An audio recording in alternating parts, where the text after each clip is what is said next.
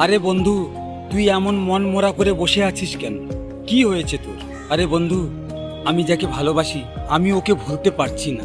অনেক চেষ্টা করে দেখেছি, ফেসবুক হোয়াটসঅ্যাপে ওকে ব্লক করে দেখেছি, কিন্তু আমি ওকে ছাড়া থাকতে পারছি না। প্রত্যেক দিন ভাবি আমি ওকে ভুলে যাব, কিন্তু ভুলতে পারি না। আমি ওকে মেসেজ করতে লেগে যাই, আমি ওকে কল করতে থাকি, ওর কাছে বারবার ভালোবাসার ভিক্ষা করতে থাকি, কিন্তু ও আমাকে রিপ্লাই করে না। আমি সিগারেট খাওয়া শুরু করেছি, হ্যাঁ আমি মদ খাই যাতে আমি ওকে ভুলে যেতে পারি, কিন্তু আমি ওকে ভুলতে পারছি না। উল্টে ওর কথা খুব মনে পড়ে যাচ্ছে। তুমি বলছো ওকে আমি ভুলে যাই, বলাটা অনেক সোজা কিন্তু করাটা খুব কঠিন ভাই।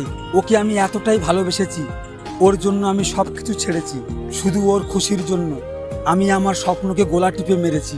হ্যাঁ, ও আমাকে ভালোবাসতো, একসাথে অনেক ভালো মুহূর্ত কাটিয়েছি।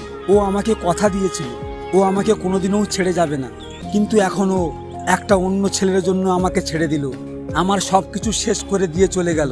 কিন্তু আমি এখনও ওকেই ভালোবাসি, ওর অপেক্ষায় বসে আছি আমি। আজও আমি ওকে খুব ভালোবাসি, ওর কথা মনে পড়লে খুব কাঁদি। হ্যাঁ আমি মানছি ও আমাকে ধোঁকা দিয়ে চলে গেছে, কিন্তু আজও আমি ওকেই ভালোবাসি। ওর স্মৃতিগুলো আমি ভুলতে পারছি না, আমি আর নিজেকে সামলাতে পারছি না। খুশি বলতে কোনো কিছুই নেই আমার জীবনে, নিজের জীবন শেষ হয়ে যাবে কিন্তু আমি ওকে ভুলতে পারবো না। হ্যাঁ মরে যাব, কিন্তু আমি ওকে ভুলতে পারবো না, ভুলতে পারবো না, ভুলতে পারবো না, হ্যাঁ ভুলতে পারবো না। আরে ওই প্রেমিক, হয়ে গেছে তোর ডায়লগ, এবারে শোন। ভুলতে পারছিস না তো তুই ওকে, তো ভুলতে হবে না। আর এইভাবে ভিক্ষা করতে থাক তুই ওর কাছে। সিগারেট আর মদ কেন, ড্রাগস আর কুকিংও নেওয়া শুরু করে দে, শেষ করে দে নিজের জীবনকে। আর প্রত্যেকটা দিন ওর কাছে কুত্তার মতো ঘেউ ঘেউ করতে থাক।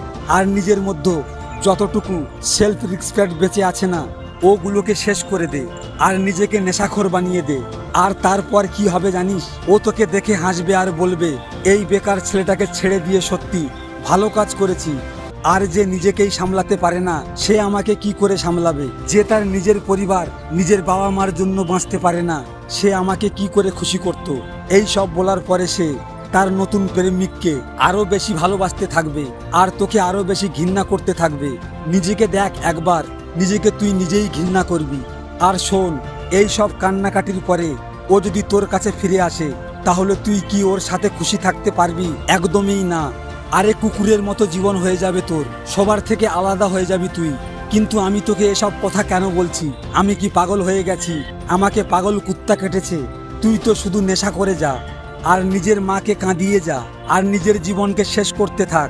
যেন লোক বলে একটা বাঘের মতো ছেলে ছিল, কিন্তু সেই ছেলেটাই একটা সামান্য ভালোবাসার জন্য কুকুরের মতো মরেছে। এবারে শোন, চোখ দুটো বন্ধ কর আর নিজেকে চিনতে শেখ। দেখ, এখনো তোর মধ্যে সেলফ রেসপেক্ট বেঁচে আছে। এখনো যদি তোর মধ্যে একটা যোদ্ধা বেঁচে থাকে, এখনো যদি তোর রক্তে সাহস প্রবাহিত হয়, তাহলে ওঠ, আয়নার সামনে যা, নিজের চোখে চোখ রাখ এবং নিজেকে কথা দে যে ওর সামনে আর কোনোদিন ভালোবাসার ভিক্ষা করব না। তুই নিজেই পরিশ্রম করতে থাক, নিজের পেশানকে নিয়ে লেগে পড়, নিজের স্বপ্নকে সত্যি করে দেখা। আরে ওর অকাত নেই তোর জীবন সঙ্গী হওয়ার, ও তোকে কি ছাড়বে? তুই ওকে ছেড়ে দিবি। এমন একটা দিন আসবে যেদিন তোকে দেখে ওর নিজের প্রতি ঘৃণা হবে। জিম জয়েন কর, বডি বানা, প্রতিদিন পরিশ্রমকেই তুই তোর হবি বানা। আর শোন, আমি কখন বললাম যে ওকে তোর ভুলতে হবে? আমি বলছি ওকে তোর ছাড়তে হবে। ওকে ভুললে হবে না, ওকে মনে রাখতে হবে। ওর দেওয়া ধোঁকা, ওর দেওয়া সব কষ্ট মনের মধ্যে বাঁচিয়ে রাখতে হবে। ও তোকে ব্যবহার করেছে, তুই এবারে ওর দেওয়া কষ্টটাকে ব্যবহার কর আর সমস্ত পৃথিবী জয় করে নে। আর যখনই এই ঘৃণা, এই রাগ কমতে থাকবে, তখনই তুই ওর ফেসবুক প্রোফাইলে চলে যা, ওর ফটো দেখ, ফটোতে আসা কমেন্টগুলোকে দেখ, তোকে কাঁদিয়ে ও কেমন খুশি আছে সেটা দেখ। আর এই রাগটাকে নিজের মোটিভেশন বানা, কারণ তোকে এখন অনেকটা উঁচুতে উঠতে হবে। আর অতটা উপরে উঠতে গেলে অনেক মোটিভেশনের প্রয়োজন। কথা দে নিজেকে, যে সময়টা তুই ওর পিছনে নষ্ট করেছিস, এবার সেই সময়টাকেই নিজেকে গড়ার কাজে লাগিয়ে দিবি। যে সময়টা তুই ওকে করেছিস যত্ন, এবার সেই সময়টা নিজের মাকে নিয়ে মাকে বানা রত্ন। এতটাই সফল হয়ে যা যেন একদিন ও বলে যে যদি তুই আবার ওর কাছে ফিরে যেতিস তাহলে খুব ভালো হতো। নিজেকে এত সুন্দর করে গড়ে তোল যেন ওর বর্তমান প্রেমিকের সাথে ওর ঘুরতেও যেন লজ্জা করে। হ্যাঁ, তুই এগুলো করতে পারবি, কারণ তুই লুজার নস, কারণ তুই একজন হিরো। আর হিরোরা কোনোদিন ভালোবাসার ভিক্ষা করে না, তাও আবার ধোঁকাবাজির কাছ থেকে। এটা হতেই পারে না।